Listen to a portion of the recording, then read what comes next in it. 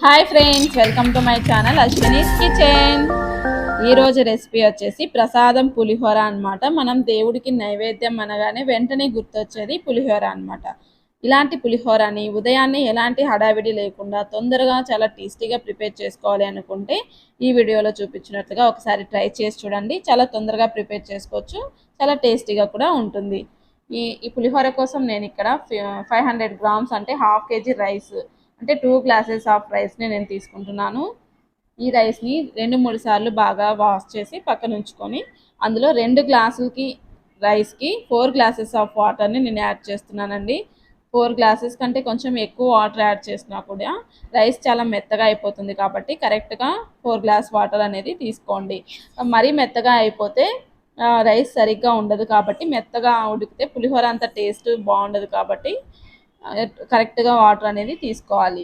ఇప్పుడు అందులో టేస్ట్కి తగ్గట్టుగా సాల్ట్ యాడ్ చేసి, అలాగే కొద్దిగా 1 టేబుల్ స్పూన్ వరకు ఆయిల్ అనేది యాడ్ చేస్తే రైస్ పొడిలాడుతూ వస్తుంది.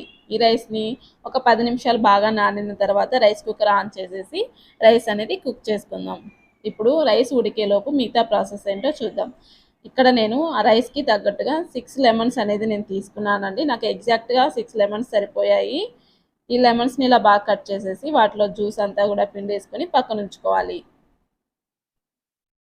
ఇలా ఒక బౌల్లోకి తీసుకున్న తర్వాత ఈ జ్యూస్ అనేది పక్కన ఉంచేసి ఇప్పుడు కారానికి తగ్గట్టుగా పచ్చిమిర్చిని కూడా తీసుకుందాం. ఇప్పుడు పచ్చిమిర్చి వచ్చేసి నేను 6 to 7 దాకా తీసుకున్నానండి. ఇలా మధ్యలోకి కట్ చేసుకొని పక్కన ఉంచుకోవాలి. ఇంకొంచెం కారం ఎక్కువ తినాలి అనుకున్న వాళ్ళు ఇంకో కొద్దిగా ఎక్స్ట్రా కూడా యాడ్ చేసుకోవచ్చు. ఇప్పుడు రైస్ ఉడికిపోయిన తర్వాత ఇలా వెడల్పాటి బౌల్ తీసుకొని రైస్ని బాగా చల్లార్చుకోవాలి.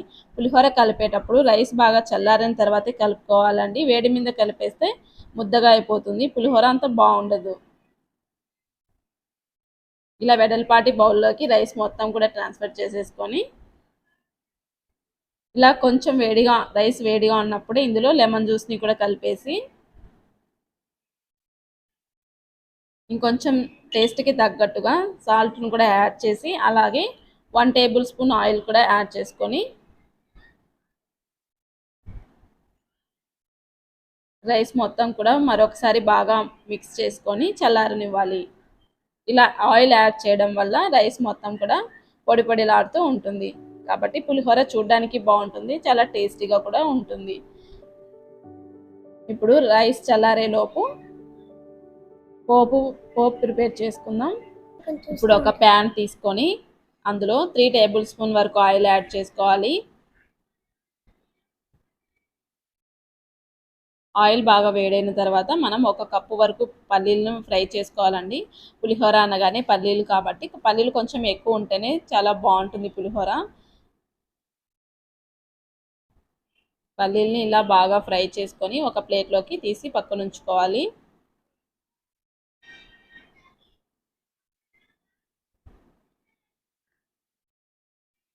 తర్వాత అదే ఆయిల్లో 2 టేబుల్ స్పూన్ ఆఫ్ జీలకర్ర యాడ్ చేసుకోవాలి. తర్వాత 2 టేబుల్ స్పూన్ పచ్చిశనగపప్పు, 1 టేబుల్ స్పూన్ ఆవాలు, అలాగే మనం ముందుగా కట్ చేసి పెట్టుకున్న పచ్చిమిరపకాయలు, అలాగే కొద్దిగా కరివేపాకు, 2 రెమ్మలు కరివేపాకు యాడ్ చేసుకోండి. ఇవన్నీ కూడా బాగా వేగించుకున్న తర్వాత ఇందులో 1 టీ స్పూన్ పసుపు కూడా యాడ్ చేసుకోవాలి. పసుపు కొంచెం ఎక్కువే పడుతుందండి. అలాగే 2 ఎండుమిరపకాయలు కూడా ఇలా మధ్యలోకి కట్ చేసి వేసుకోవాలి. పులిహోర అంటే కొంచెం పసుపు ఎక్స్ట్రానే అవుతుంది.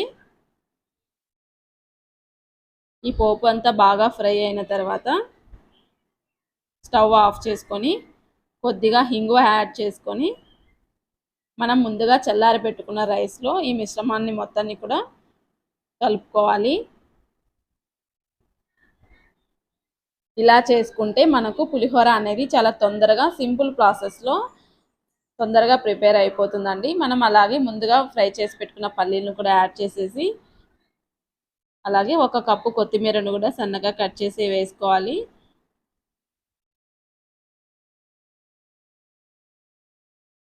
ఇప్పుడు ఈ రైస్ మొత్తానికి కూడా ఈ పోపు బాగా పట్టేలాగా మిక్స్ చేసుకోవాలి. చాలా చాలా బాగుంటుందండి. చాలా తొందరగా ప్రిపేర్ చేసుకోవచ్చు. పొద్దున్నే హడావిడి లేకుండా అయ్యో పులిహోర చేయాలి అని పెద్ద ప్రాసెస్ అని టెన్షన్ లేకుండా ఇలా చేసి పెట్టుకుంటే పులిహోర చాలా సింపుల్గా చేసుకోవచ్చు. చాలా టేస్టీగా కూడా ఉంటుందండి. చూసారు కదా నేను ఎంత సింపుల్గా ప్రిపేర్ చేశాను. మీరు కూడా ఇలా ట్రై చేసి చూడండి. దేవుడికి నైవేద్యం పెట్టుకోవడానికి చాలా తొందరగా ప్రిపేర్ చేసుకోవచ్చు. ఈజీగా అయిపోతుంది అనమాట. చాలా చాలా టేస్టీగా ఉందండి.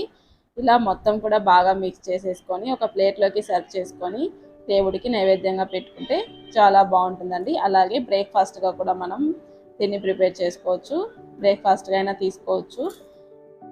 చాలా తొందరగా ప్రిపేర్ చేసుకునే సింపుల్ రెసిపీ అనమాట. మీరు కూడా ఒకసారి పులిహోరని ఇలా ట్రై చేసి చూడండి. చాలా చాలా టేస్టీగా ఉంటుంది. నా వీడియో మీకు నచ్చినట్లయితే లైక్ చేయండి, షేర్ చేయండి, సబ్స్క్రైబ్ చేసుకోండి. దాని పక్కనే ఉన్న గంట సింబల్ని నొక్కితే నా వీడియో నోటిఫికేషన్ మీ వరకు వచ్చేస్తుంది.